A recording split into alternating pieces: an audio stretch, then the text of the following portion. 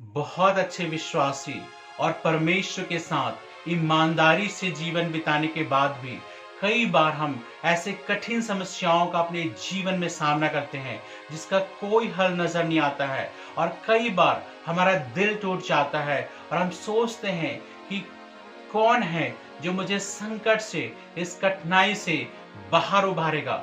कराते कराते कई बार हमारा दिल, हमारा मन, सब कुछ इतना उदास हो जाता है कि हमें प्रार्थना करने का भी मन नहीं करता, हमें वचन पढ़ने का भी मन नहीं करता और कई बार हम विश्वास से भटक भी जाते हैं।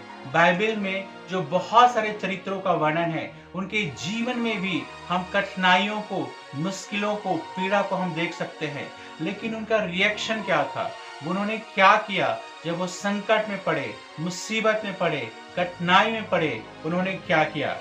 हम परमेश्वर के वचन से इस समय देखते हैं। निर्गमन की किताब उसका 2 अध्याय के 23 से 25 पद में ऐसा लिखा है, बहुत दिनों के बीतने पर मिस्र का राजा मर गया। इस्राएली कठिन सेवा के कारण लंबी लंबी सांस लेकर आहें भरने लगे और पुकार उठे और उनकी दुहाई जो कठिन सेवा के कारण हुई वह परमेश्वर तक पहुंची। परमेश्वर ने उनका कराहना सुनकर अपनी वाचा को जो उसने अब्राहम, इसहाक और याकूब के साथ बांधी थी स्मरण किया और परमेश्वर ने इस्राएलियों पर दृष्टि करके उन पर चित्त लगाया। इस कहानी से हम अच्छी तरह से परिचित हैं कि किस तरह से यीशु परमेश्वर की योजना के अनुसार मिस्र देश में पहुंचाया गया और जब तक यूसुफ जीवित था उसके लोग, उसके परिवार के लोग और यहूदी लोग बहुत ही अच्छे तरीके से मिस्र में रहने लगे।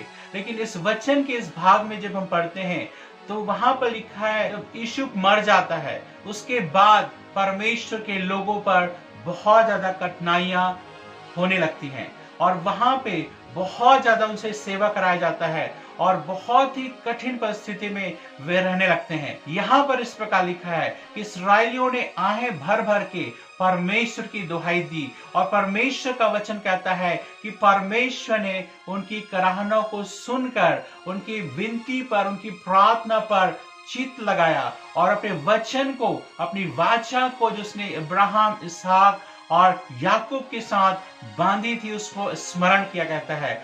और वहां पर परमेश्वर ने उनको इस कराहना से, उस कठिन सेवा से, उस विपत्ति से निकालने के लिए उपाय किया। परमेश्वर आपके और मेरे जीवन में भी ऐसा कर सकता है। जब हम कठिन समस्या का सामना करते हैं, बड़ी मुसीबतों का सामना करते हैं तो कई बार हम परमेश्वर के पास जाना नहीं चाहते, लेकिन जब हम परमेश्वर के पास जाएंगे, परमेश्वर हमारी कराहना पर, हमारे परेशानियों पर अपना चित्त लगाकर हमारे लिए उपाय करेंगे। भजन संहिता उसके 120 अध्याय के 1 पद में इस तरह से दाऊद कहता है, संकट के समय मैंने यहोवा को पुकारा और उसने मेरी सुन ली।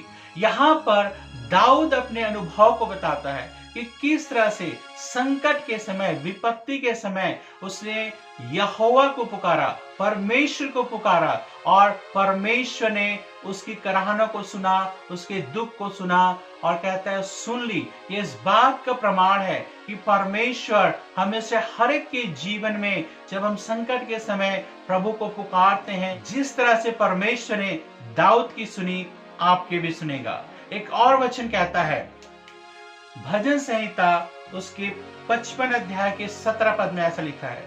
भजन संहिता 55 अध्याय के 17 पद में ऐसा लिखा है, सांझ को, भोर को, दोपहर को, तीनों पहर मैं दुहाई दूंगा और कराहता रहूंगा और वह मेरा शब्द सुन लेगा।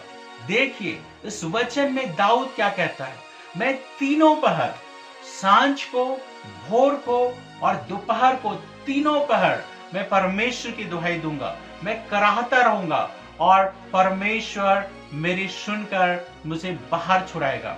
सांझ को, भोर को और दोपहर को मैं यहोवा की दुहाई दूंगा, कराहता रहूंगा।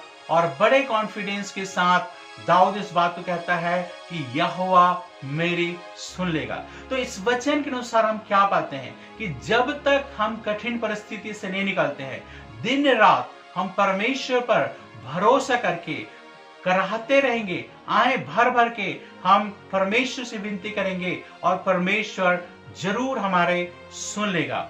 और इसी तरह से नए नियम में भी प्रभु यीशु मसीह एक दृष्टांत को बताते हुए कहते हैं कि एक अधर्मी न्यायी और किस तरह से एक विधवा स्त्री बार बार जा करके उस समय उस न्यायाधीश से दुहाई देती थी। और प्रभु यीशु मसीह ने सिखाया कि किस तरह से जब तक आपकी समस्या का हल ना हो तब तक यहोवा के सामने आते रहो, कराहते रहो। तो इन तीनों वचनों में हमने देखा कि परमेश्वर आज भी हमारे क्राई को, हमारे कराहना को, आहे भर के प्रार्थना करने को सुनता है। लेकिन क्या हम कंसिस्टेंट हैं? क्या हम लगातार परमेश्वर से प्रार्थना करते रहते हैं? क्या अपने आंसुओं के साथ हम प्रार्थना करते हैं? आइए इस समय मैं आपके लिए प्रार्थना करने जा रहा हूं। चाहे आप किसी भी कठिन परिस्थिति में हो, किसी भी मुसीबत में हो, लेकिन परमेश्वर आज आपके जीवन में काम करेंगे यदि विश्वास के साथ आप भी मेरे साथ प्रार्थना करें। परमेश्वर पिता, इस वक्त प्रभु जी इन भाइयों और बहनों के लिए मैं प्रार्थना करता हूं जो किसी भी तरह के कठिनाई में हैं और जिनको कोई भी रास्ता नजर नहीं आ रहा है। प्रभु इनके लिए प्रार्थना करता हूं क्योंकि आपका वचन कहता है आप कराहना को सुनने वाले परमेश्वर हैं, प्रार्थना को सुनने वाले परमेश्वर हैं, आप लोगों के जीवन में रुचि रखने वाले परमेश्वर हैं। आज के दिन ऐसा होने दे कि जिस तरह की विपत्ति में ये हैं प्रभु जी, इसी वक्त आप इनको छुड़ा लें प्रभु। और इन्हें यदि बीमार है प्रभु, इन्हें चंगाई दे। यदि कोई कठिन परिस्थिति में है प्रभु, उन्हें उनसे बाहर निकाल लीजिए। यदि कोई भी किसी तरह की कमी घटी में है प्रभु, आप उनकी कमी घटी को पूरा कर। और यदि किसी अन्य तरह की समस्या में है प्रभु, उनको रास्ता नजर नहीं आ रहा है, आज ही प्रभु उनको गाइड कीजिए। प्रभु इन सब के संग और साथ होइए और प्रभु यीशु के नाम की महिमा इनके जीवन के द्वारा होने पाए। धन्यवाद प्रभु यीशु के नाम से, आमीन आमीन। प्रियो, जैसा कि मैंने कहा, प्रभु आपको कठिनाई से छुटकारा देना चाहता है और आपको बाहर निकालना चाहता है, लेकिन आप पूरी तरह से प्रार्थना में लगे रहे, उपवास प्रार्थना करें, जिसके माध्यम से परमेश्वर आपकी कराहनों को सुनेगा। और यदि आप किसी तरह का अनुभव करते हैं अपने शरीर में, मन में, आप हमें लिख सकते हैं, आप हमें कमेंट कर सकते हैं।